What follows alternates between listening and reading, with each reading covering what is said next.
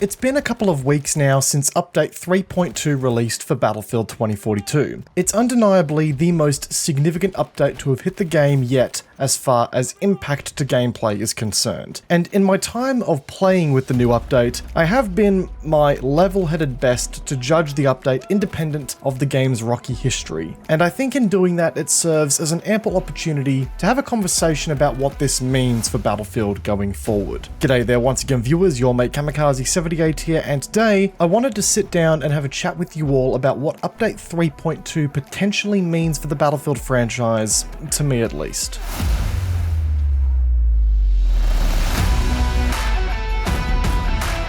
So, admittedly, I am late to the party on this one, I get that. The update has been out for a while, content creators have covered it extensively already, you've all read the patch notes. We are going to be doing none of that in today's video. I promise you, this isn't going to be a regurgitation of everything you've heard already. Instead, what I want to do with Update 3.2 is use it as a catalyst to talk about what happens when you, well, in the kindest possible words, fuck around and find out with an established franchise. It's pretty clear that the missteps, the tone-deaf design decisions, the ugliest launch of the franchise's history has left some pretty bad tastes in the mouth of the wider community. I have mates who have loved the Battlefield franchise, who have sworn off of this franchise after the release of Battlefield 2042, saying that they refuse to be burned again. And even in trying out the game again myself post-Update 3.2, I caught myself getting angry at the game, not necessarily because of the game itself, but because of the pent-up disappointment I carry regarding the state of the franchise and the road we have taken to get to where we are. Battlefield has always been one of my favorite first-person shooter titles. It's one of the franchises that introduced me to first-person shooter gaming. And yeah, Update 3.2 is an objectively good update that brings Battlefield 2042 the closest it has ever felt to being a traditional Battlefield game. Classes have returned, adding some much-needed readability to the game. The mouse input continues to feel a little sharper and a little bit more responsive. Breakaway, while it's still far from an excellent map by Battlefield standards, is certainly better in some respects than what it once was. It's an objectively good update by many metrics, and the game plays much better than it did prior to said update. Yet I still caught myself feeling angry about the game, even if I was doing well in the match that I was playing in. And after some reflection of the gameplay I caught from those sessions and the way I was interacting with the game and the way I was doing well in it, it was pretty clear to me that I wasn't necessarily angry with the update and the content that was in front of me. I was just still carrying that disappointment from the journey we have taken to get to this point. And in playing the game a bit more since Update 3.2, I've been able to sort of identify that a bit more clearly. Now, to take a moment and loop back to the update itself a little bit more here, I must say that there is a lot to like here with the class update. I'm still not a huge fan aesthetically that the specialists are identical across both teams. It really does take me out of the game a bit when, as a McKay, I'm shooting a McKay. But functionally, seeing the individual specialists in the game and knowing exactly what kind of gear they could be running goes a long way in helping me to identify who the immediate threat is. This has especially been the case if I find myself romping around in a vehicle for a little bit. The difference in readability to the game's encounters is well and truly night and day. Now, the Liz-pocalypse with all the guided missiles is still an issue that plagues this game from a balance perspective, but that's more of a balance issue surrounding a certain specialist and is less so, an issue of core gameplay design. Since the class update, I've actually seen my vehicle get repaired by randoms. I know who to get health and ammo from potentially. I'm also a fan of how defibrillators now work for the medic class by comparison to the quote-unquote press E to revive functionality that we were stuck with before. Again, the class system and the class update has been a step in the right direction. Again, mouse input feels better as well. There is just a lot of objectively good things happening to Battlefield 2042's experience as a result of this update. It's a damn shame that it took the game this long to get to this stage, but I would say that it's starting to feel like a proper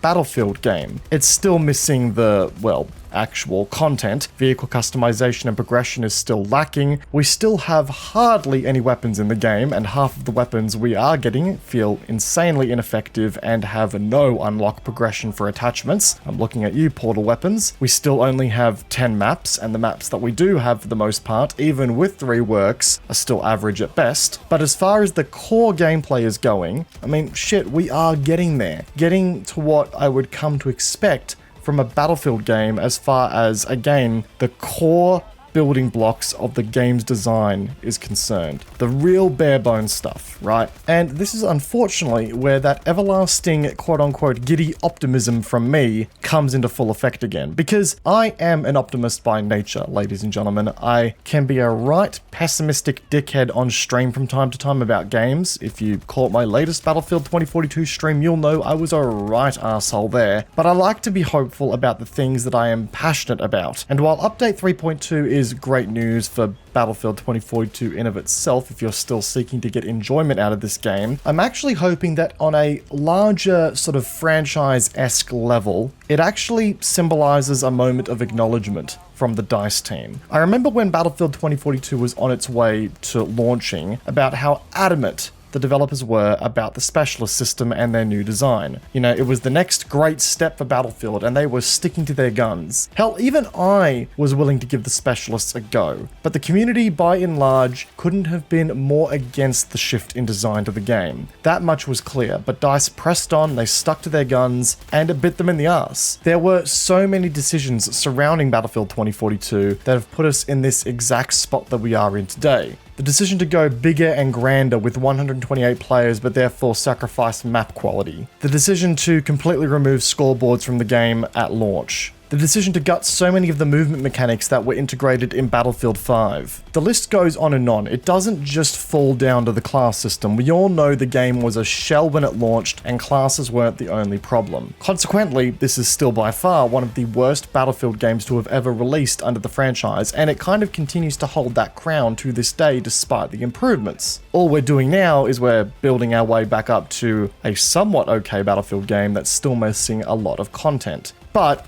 what this update symbolizes to me, at least in a small way, is an acknowledgement from DICE that they done fucked up with this key core design decision. By returning to a tried and tested formula that the community considers an identity of the franchise, there is an understanding that, in fact, yes, what once works continues to work today. And the reason I actually find the importance in that acknowledgement, and I may be extrapolating something from nothing here, but it may mean that DICE are willing to return to form for the next Battlefield game that we know is currently in the works. Marcus Leto, who is currently the game director of Battlefield Narrative at EA, has been putting questions out to the Battlefield community on Twitter regularly, gauging where the interest lies for the series and what players want. This kind of communication is a monumental shift from the kind of communication we heard in the lead up to Battlefield 2042. And truth be told, I don't think the Battlefield franchise can survive another release like this. After Battlefield 5 and now Battlefield 2042, the series is in serious need of a return to form. The only reason I haven't turned my back on this franchise completely yet is because I love Battlefield. As I said at the start of the video, I grew up on this franchise. It's the franchise that tipped me over the edge and brought me to PC gaming in the first place with Battlefield 3. I want this series to succeed and continue capturing all of those experiences that I love from this franchise with modern day tech, which is why when I see some of the shifts in focus that I've been seeing through Battlefield 2042's updates as of late, yeah, I get a shred of optimism for the future. And I know for a fact that it's going to come back and bite me in the ass later on, but god damn it, I'm a bloke who's all about that giddy optimism, even though I know it's going to be a bitch later on. So yeah, I really hope that this signifies a complete system reboot for the Battlefield franchise out of its life support mode that it's in right now. Again, call me blinded by optimism, guys, but all I can do is hope that the next Battlefield game takes on board some serious learnings from everything we've done to screw up as of late. But anyway, now I want to hear from everyone in the comment section down below. Do you think Battlefield 3.2 symbolizes a shift in focus and a shift in narrative for Battlefield going forward, or do you think it's just an update that is trying to save a dying project? Let me know in the comment section down below. If you guys enjoyed today's video, please feel free to backhand the like button, as it does go a long way to supporting the channel. And if you're somebody who's new to the channel, consider backhanding the subscribe button while you're at it, guys. Lots of streams and videos coming right here to this channel for you to enjoy, and it'd be great to have you part of our community. Once again, guys, I hope you enjoyed today's video. Peace out, and I will see you guys all in the next one. Take care, guys. Have a good one.